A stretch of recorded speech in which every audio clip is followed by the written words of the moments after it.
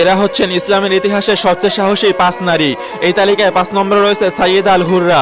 যখন মুসলমানদের স্পেন থেকে বিতাড়িত করা হচ্ছিল এবং খ্রিস্টান ধর্মে ধর্মান্তরিত করতে বাধ্য করা হচ্ছিল, তখন সাইয়েদা আল হুররা এর প্রতিশোধ নেওয়ার জন্য 30 বছর ধরে সেলভিয়ানদের সাথে লড়াই করেছিলেন।